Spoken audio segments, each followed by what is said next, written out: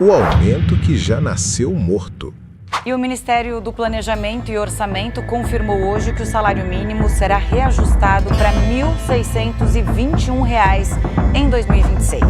O novo salário mínimo de R$ 1.621 não cobre sequer a inflação dos alimentos que você encontra na prateleira do mercado agora mesmo. Por que o governo continua enganando o trabalhador brasileiro com números que não param em pé? Você já sentiu aquela sensação amarga de ver o anúncio de um reajuste pomposo na televisão e no dia seguinte perceber que o preço do arroz, do feijão e da carne subiu tanto que aquele dinheiro extra simplesmente desapareceu antes mesmo de cair na sua conta?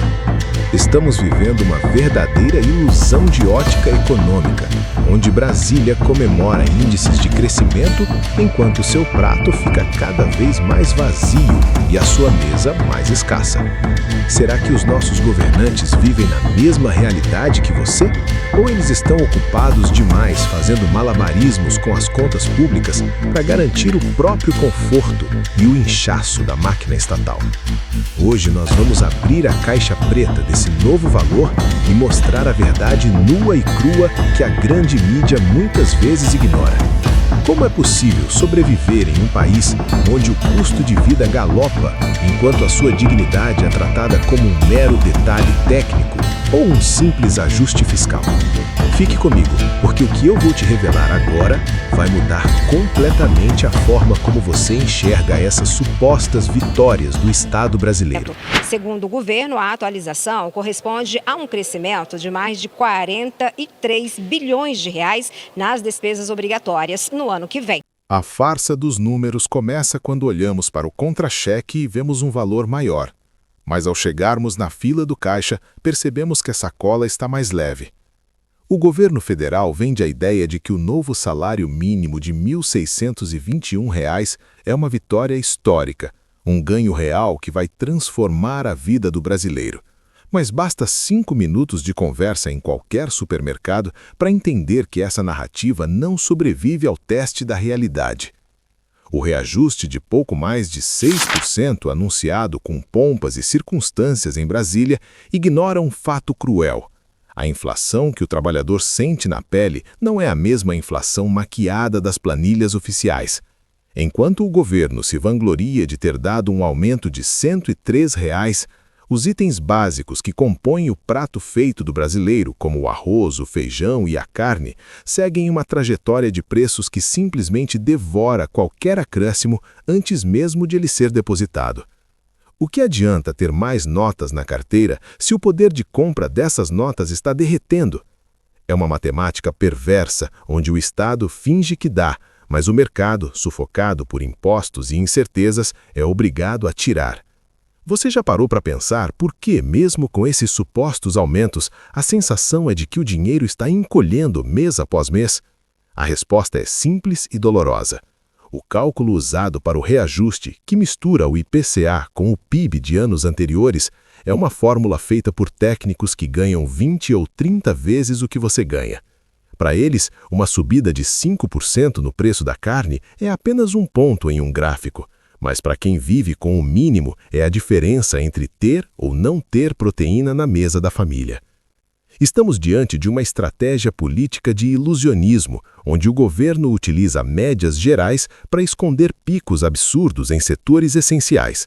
É o famoso aumento que já nasce morto, sufocado por uma carga tributária que não para de crescer e por uma gestão que prefere o marketing político à solução real do custo de vida.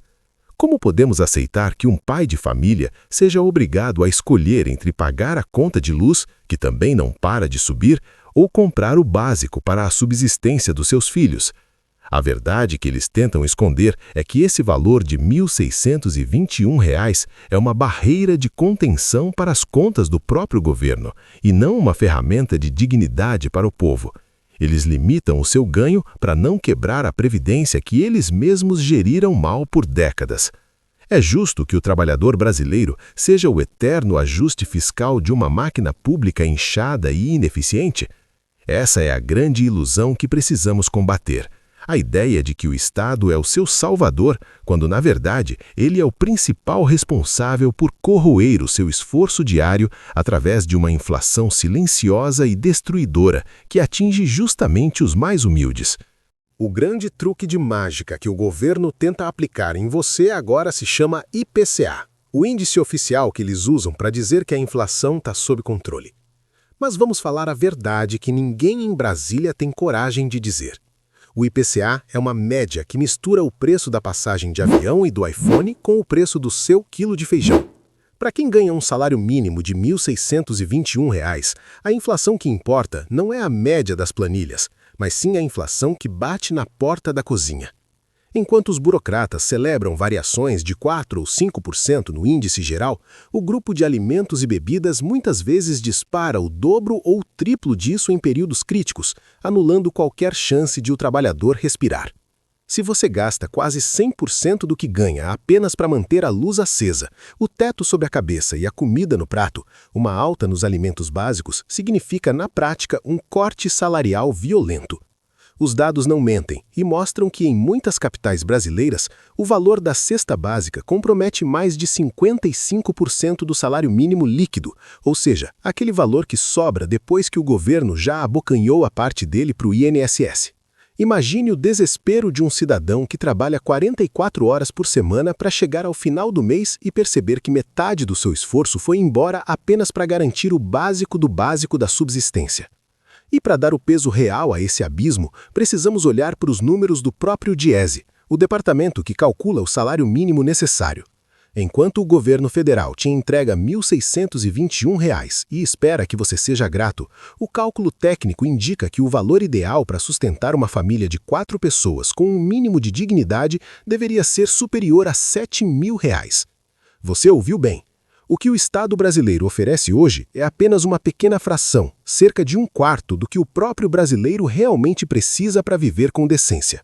É um contraste humilhante que expõe a fragilidade da nossa economia e o fracasso de sucessivas políticas que prometem justiça social, mas entregam apenas sobrevivência precária.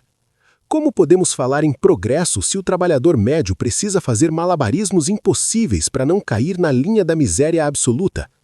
O governo alega que está fazendo o máximo dentro do orçamento, mas por que o máximo deles sempre fica tão longe do mínimo que o povo necessita? O que vemos é uma gestão que prefere manter a população dependente de auxílios e migalhas em vez de criar um ambiente econômico onde o salário tenha valor real de mercado. A verdade é que a inflação oficial é apenas uma cortina de fumaça para esconder que o seu poder de compra está sendo sacrificado no altar da ineficiência estatal. Eles anunciam reajustes nominais enquanto permitem que a moeda se desvalorize e os preços essenciais fujam do controle, criando um ciclo onde você trabalha cada vez mais para comprar cada vez menos. Mas afinal, por que o governo pisa no freio e se recusa terminantemente a conceder um aumento que acompanhe a realidade das prateleiras? A resposta é uma bofetada na cara de quem produz. Você está sendo usado como o ajuste fiscal de uma máquina pública insaciável que nunca aceita cortar na própria carne. Cada vez que o salário mínimo sobe, bilhões de reais são impactados automaticamente em aposentadorias e benefícios previdenciários, como o BPC. E como o Estado brasileiro gasta muito mais do que arrecada para sustentar privilégios e burocracias em Brasília, sobra para o trabalhador pagar a conta através de um salário minguado. Eles alegadamente dizem que precisam manter o equilíbrio das contas públicas e respeitar limites orçamentários, mas o que vemos na prática é o sacrifício deliberado do poder de compra de quem está na base da pirâmide para que o governo não precise reduzir seus próprios gastos excessivos ou enxugar o inchaço estatal. É muito fácil falar em responsabilidade fiscal quando não é a sua mesa que está ficando vazia e quando seus próprios benefícios são reajustados sem grandes discussões.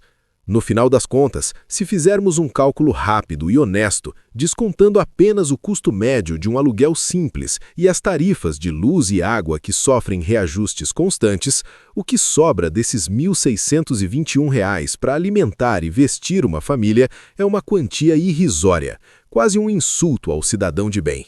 Isso expõe uma realidade cruel, onde o brasileiro médio trabalha apenas para quitar boletos e continuar em um ciclo de pobreza eterna, sem qualquer margem para o lazer ou para o investimento no próprio futuro. É uma engrenagem perversa planejada para manter o cidadão dependente de auxílios e promessas políticas vazias, enquanto a dignidade real é jogada para escanteio por uma elite política que vive em uma realidade paralela. Até quando vamos aceitar que a nossa sobrevivência seja decidida em gabinetes refrigerados por quem não tem a menor ideia de quanto custa um botijão de gás hoje? E agora eu quero ouvir a sua opinião sincera. E na sua cidade, quanto está custando a cesta básica hoje? Comenta aqui abaixo se esses R$ 1.621 realmente mudam algo na sua vida ou se você sente que o seu dinheiro está virando pó. Não se esqueça de deixar o seu like se você também está cansado de ser enganado por esses números maquiados pelo marketing político. Compartilhe este vídeo nos seus grupos para que mais pessoas saibam a verdade por trás desse reajuste e se inscreva aqui no canal para não perder as nossas próximas análises contundentes sobre os bastidores do poder no Brasil. Sua participação é o que nos dá força para continuar questionando esse sistema que tanto nos oprime.